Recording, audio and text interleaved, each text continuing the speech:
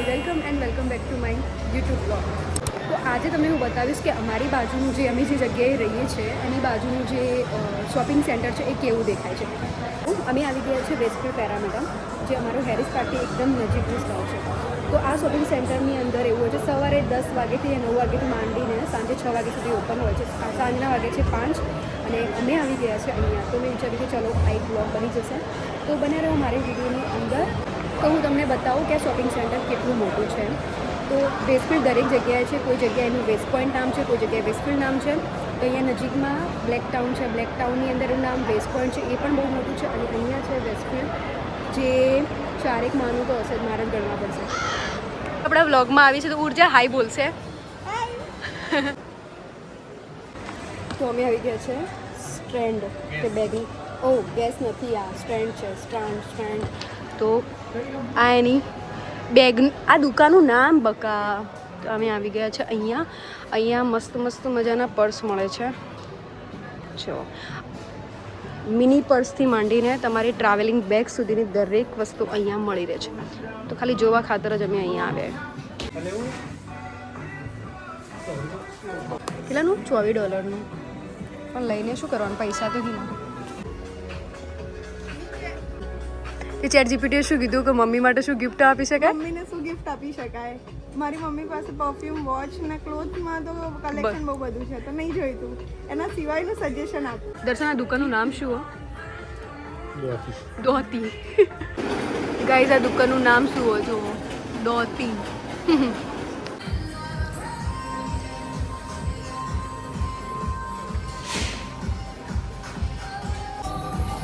હવે તમને લોકોને એક વાત કહું, સોરી. હાલ અમે જે દુકાનમાં આવ્યા છીએ એ દુકાન મારી વેસ્ટફિલ્ડની અને બહુ ફેવરેટ છે. એટલું મસ્ત કલેક્શન છે, એટલી સરસ દુકાન. એનું કલેક્શન એકદમ મસ્ત ટ્રેન્ડી મળે છે. હું તમને બતાવું એ દુકાન કેવી છે અને એનું કલેક્શન કેવું છે. દુકાનનું નામ છે ગ્લાસર્સ અને કલેક્શન એટલું મસ્ત છે ભાઈ. એ જેટલી મસ્ત વોચ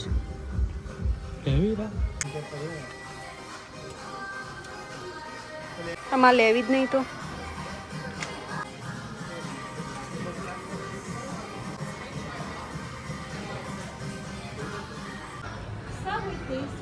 આ છે ટાર્ગેટ. આ લોકોની પાસે કિડ્સ કલેક્શન એટલું ક્યુટ છે, એટલું મસ્ત છે. Look at this.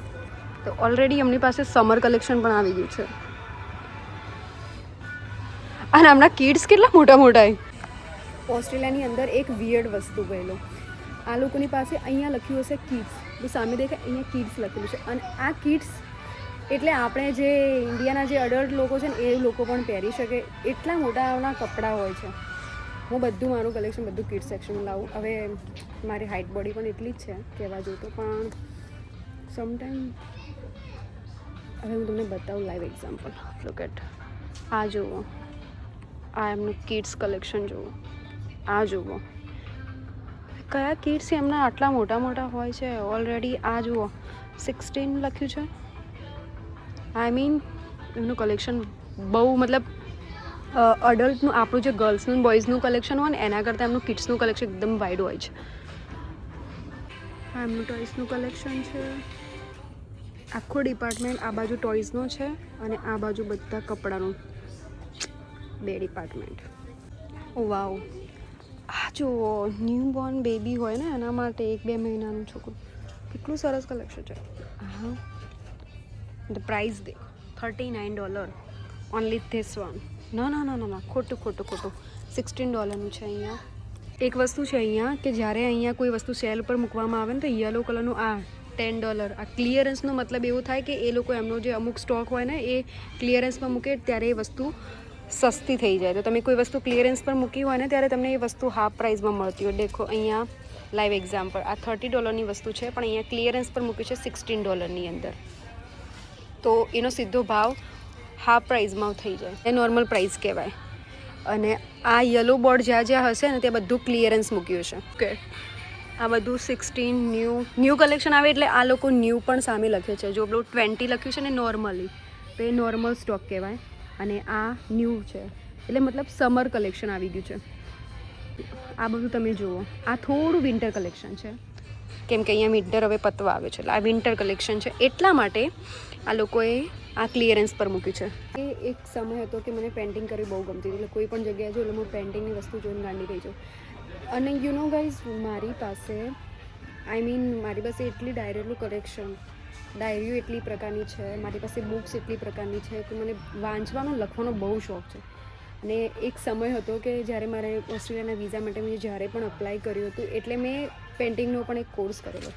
મને મહેંદી મૂકતા તો આવડે જ છે, એટલે મેં આનો પણ એકવાર કોર્સ કર્યો હતો કે મને પેઇન્ટિંગ કરવું છે. અને 3-4 મહિના પછી એ કોર્સની મેં આમથી આમ પથારી ગોળ કરી દીધી. પણ મને સ્ટેશનરી એરિયા મને બહુ ગમે.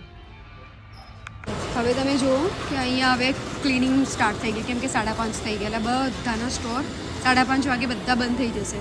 અમુક જગ્યાએ તો બંધ પણ થઈ ગયું છે ઓલરેડી. જુઓ, આ બધી જગ્યાએ એકદમ રશ એકદમ ઓછો થઈ ગયો. આ લાગે આખા સ્ટોરમાં અમે 2-3 જણા, 4-5 જણા હશે જે ફરતા હશે, બાકી આ વચ્ચેના બધા કાઉન્ટર બંધ થઈ ગયા હશે. એટલે એક વસ્તુ અહીંયા સિસ્ટમેટિકલી થાય છે કે 6 વાગવા આવે એટલે 5:30 ક્લિનિંગ સ્ટાર્ટ થઈ જાય, 6 વાગે બધું બંધ.